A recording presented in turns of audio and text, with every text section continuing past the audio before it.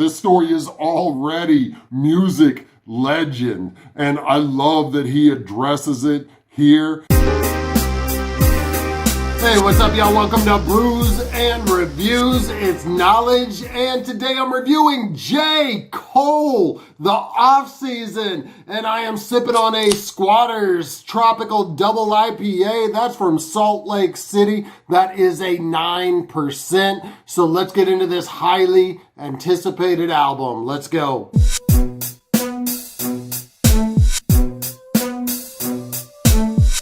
J. Cole, the off-season, and I am really excited about this. I'm excited that J. Cole has featured some outside producers as well as some guest appearances on this, something that he has not done in his album releases for many, many years.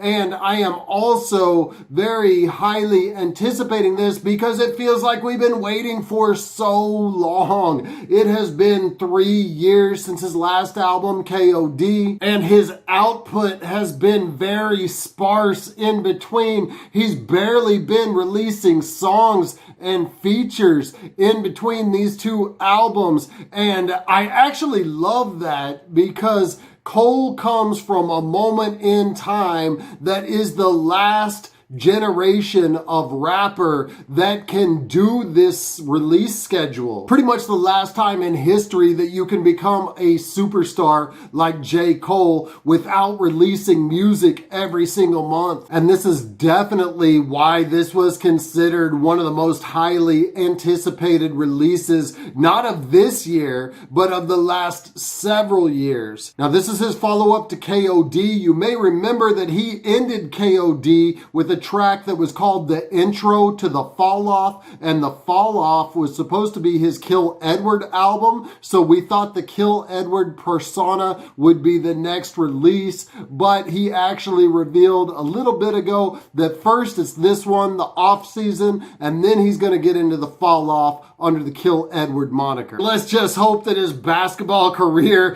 doesn't take off too much between now and then because we need more Cole. Selfishly, I hope that he bricks every shot with the team that he just signed with in the Basketball Africa League. I hope that he fails miserably. Again, that's selfishly, but we need this J. Cole music. And I also like the quote that he included on the album cover where he says, "What you are about to witness is a masterclass in preparation." That could hold true for basketball or rap, something that he's making a metaphor with here, and we'll see if that holds true through the course of the album. 95 South, the beat sounds triumphant, something that you'd expect for the return of a king, and he is trying to take back his crown, kicking braggadocious raps sprinkled with metaphors. He says, "This shit too easy for me now. Cole been going plat since back when CDs was around.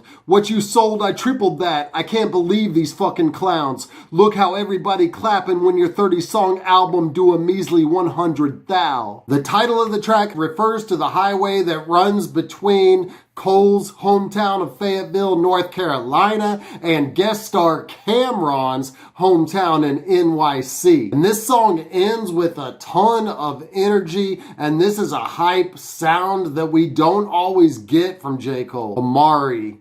I can't say I'm a fan of this singing auto-tuned style, and we know that J. Cole is very versatile and can do pretty much any style. In fact, don't think I'm a hater because I loved some of his trap shit that he did on his last project, but this feels like a huge reach to sound a little too modern, and maybe it's something that I would have liked as a single, but not in the context of an album. And we already know that he can sing. He doesn't need this auto-tuned mumble rap style to prove what he can do. You do hear his skills shine through though. And he does still have bars like the Nicotine Factory line. This is probably not something that I'll return to. Not say I'm gonna skip it when I'm listening to the album, but I just won't purposely go to it. My life And first of all, I haven't been mentioning producers, even though Timbaland was on the last track and now Jake One is on this track, so I'm gonna mention it, but they are part of a production team, so I'm not specifically calling them out. However, this Jake One track is produced really well. Cole sought a top tier of who's of producers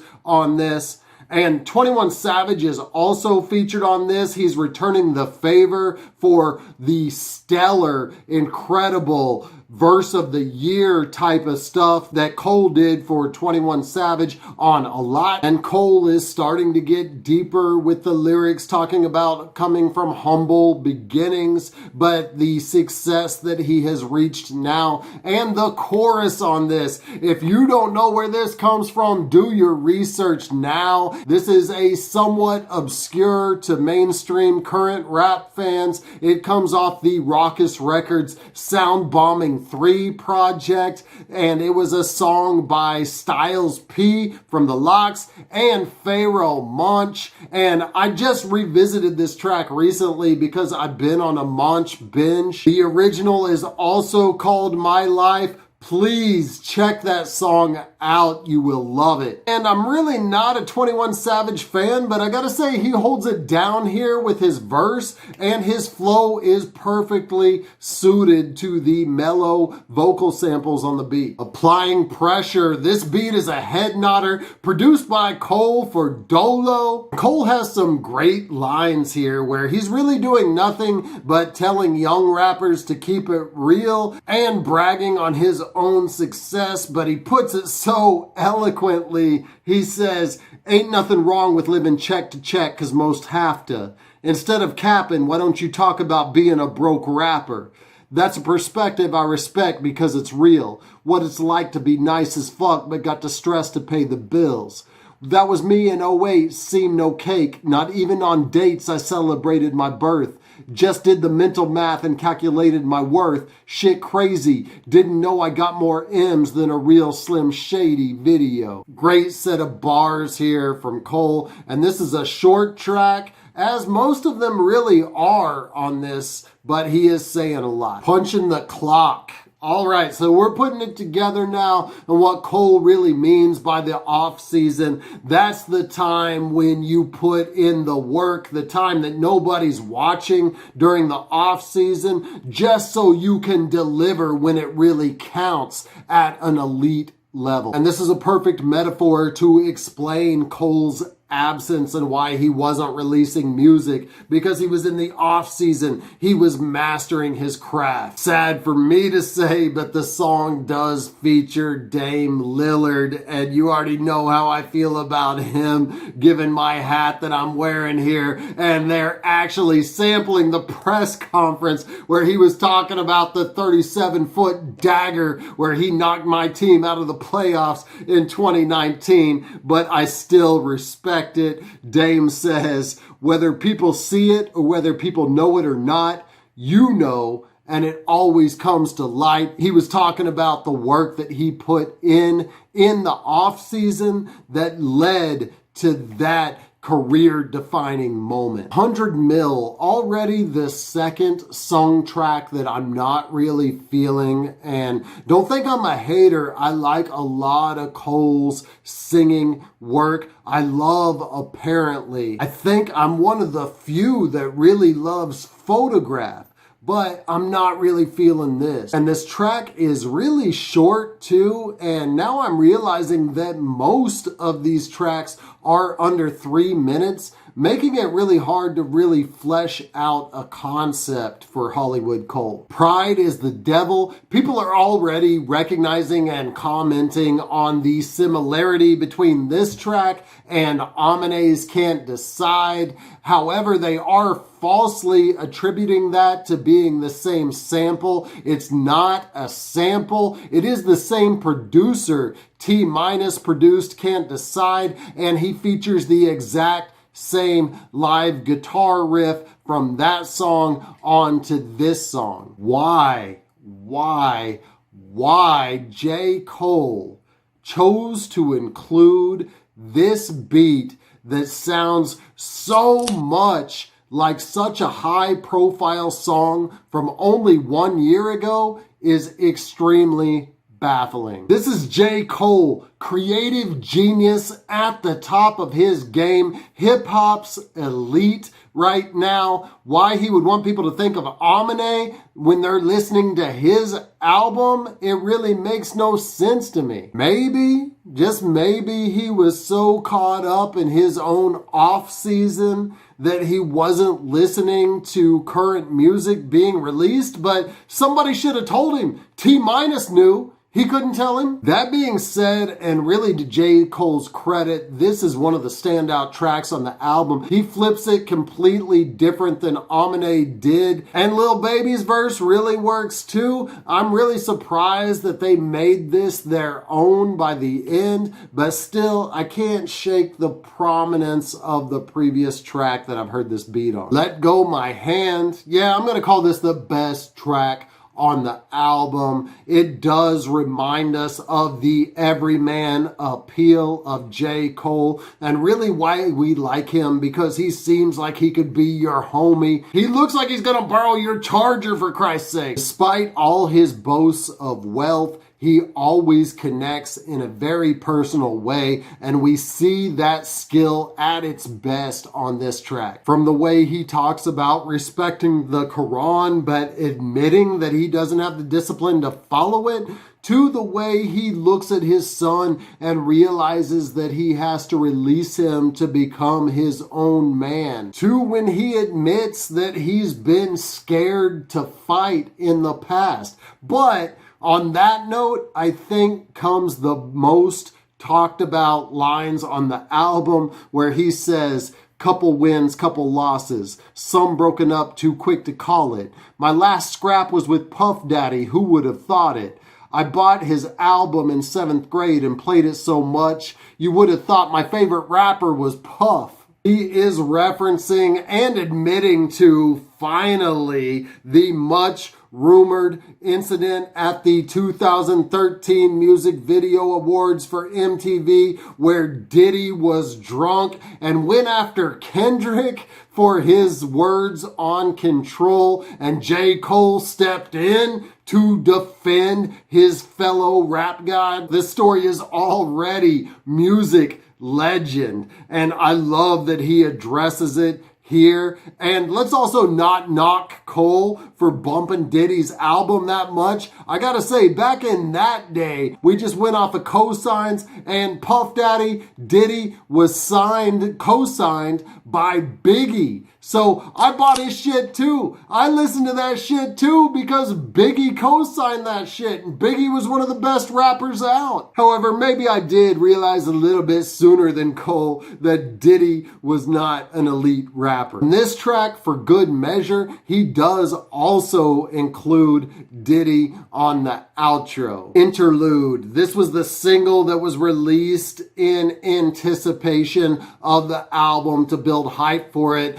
and this is still a great track. I love Cole's ability to just pop in one-liners like they're nothing, like the emotional lines, just last week seen your mama weep, crying cause she don't want to bury your brother, the blood leaks while the EMTs gotta carry her baby like surrogate mothers. Beat shifts on the outro instrumental, and I feel like this is a sample of a 50s or 60s song that I can't quite place. That's kind of bugging me, but still, this is a standout track on the project. The Climb Back. When I heard this in, I believe it was May or June of 2020, this got me completely hyped for the album, and I gotta say, this is still one of the standout tracks on this project, and it still holds true. I haven't revisited it a whole lot, so I'm excited that as I replay this album, I'll get to hear the Climb Back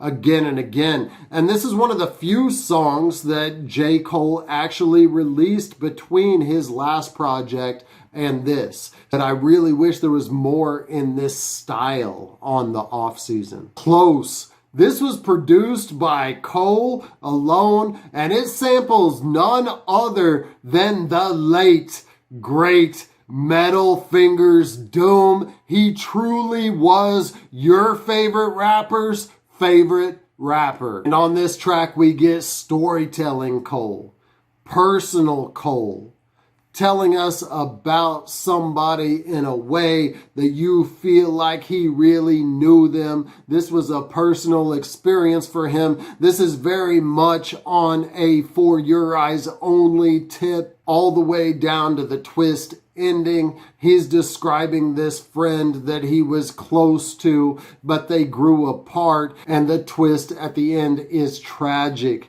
Reached for my phone, missed calls and a text message note from my mama saying, "You just got smoked. Damn, this life is no joke." Hungu.on.hillside. I love Cole's harmonizing throughout this track. This is more of the singing style that actually works for him, bringing it back here. And I gotta say that his flow on verse 2 is probably his best flow on the album. And I think this song as a whole really displays the diversity that we've come to know and love from J. Cole. And it's that diversity that has had him reach such a wide array of hip-hop fans in the world. In the end, despite his claims of putting in the work and the time, this doesn't seem like a fully fleshed out project, at least not for the skill set that we know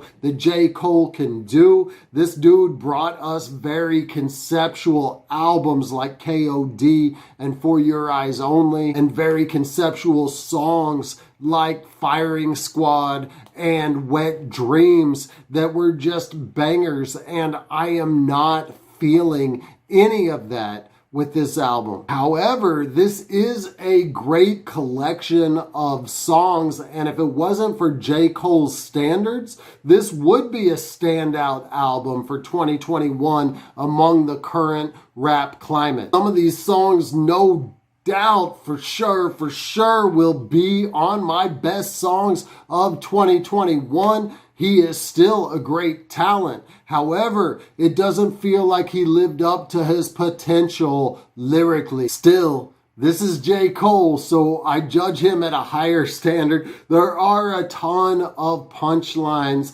and lyrical jewels and one-liners and metaphors sprinkled throughout the album. His creative talent is still on display, and there are great beats from a team of outside producers, and I stand by that. I feel it was time for him to work with some other production sounds. All that being said, this has a lot of replay value. Maybe it'll be in the top 10, but this is definitely not album of the year, as many others may have anticipated that it would be. I'm going to give this a 7 out of a 12 pack. Thank you for watching my review of J. Cole's The Off-Season. If you like this, go ahead and hit like now and hit me up in the comments if you didn't like it. Also, let me know why in the comments. I drop hip-hop and hops related content consistently, so subscribe to my channel now. And until I see you next time,